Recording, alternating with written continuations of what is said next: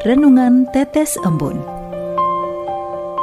Renungan Tetes Embun, Jumat 28 Februari 2025. Jangan biarkan persahabatan ambyar. Kutipan dari kitab Syirak, bab 6, ayat 14-16. Sahabat yang setia merupakan perlindungan yang kokoh. Siapa yang menemukannya sungguh menemukan harta. Sahabat yang setia tak ternilai, dan harganya tidak dapat diukur.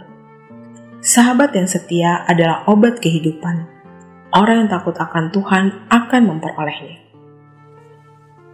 Sobat Katolikana, persahabatan Steve Jobs, pendiri Apple, dan Larry Ellison, pendiri Oracle selama 25 tahun, adalah senantiasa hidup bertetangga di Woodside, California.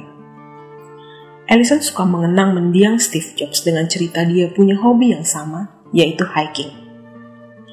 Sewaktu Steve Jobs sempat dilengsarkan dari Apple, dan Ellison mendukung agar Jobs dapat membeli Apple dan dijadikan CEO. Berselang waktu, Steve Jobs memiliki ide agar Apple dapat mengakuisisi perusahaan Mac, sehingga bisnis semakin mendunia.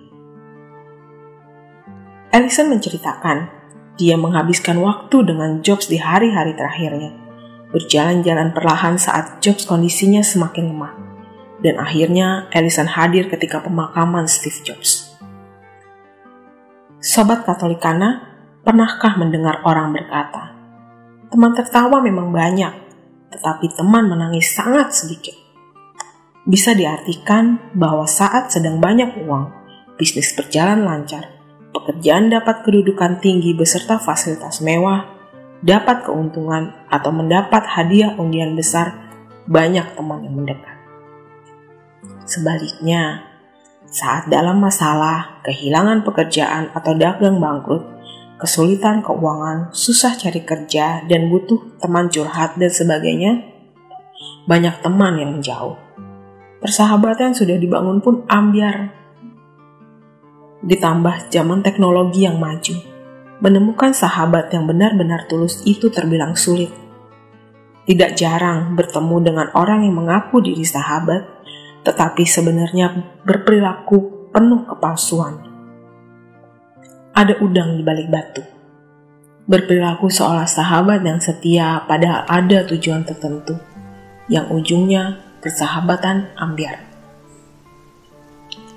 Sahabat yang setia merupakan anugerah Tuhan yang dapat memberikan dukungan, penghiburan, dan kekuatan dalam menghadapi berbagai tantangan hidup.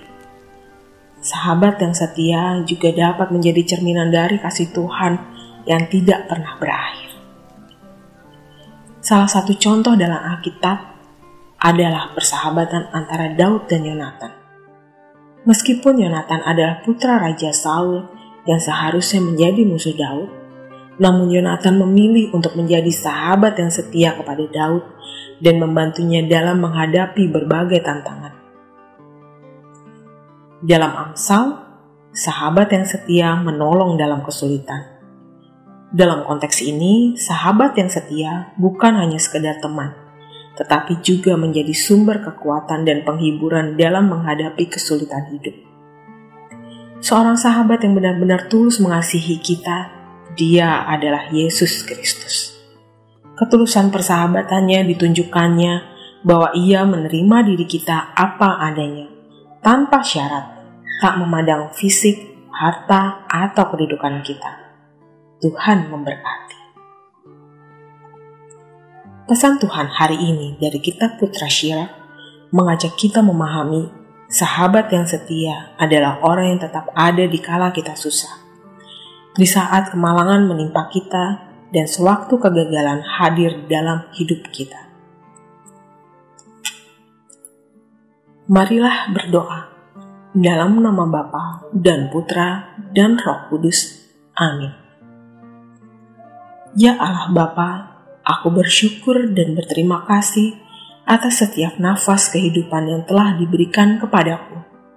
Semoga kasih-Mu menjadi pondasi dalam hidupku. Curahkan Roh Kudus agar menguasai pikiran, perkataan, perbuatanku, agar aku dapat selalu melayani sesama. Amin. Dalam nama Bapa dan Putra dan Roh Kudus. Amin.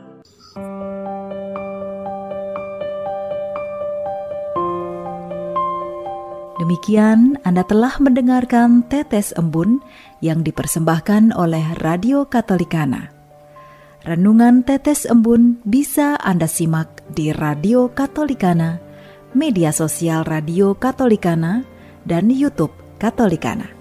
Terima kasih dan sampai jumpa.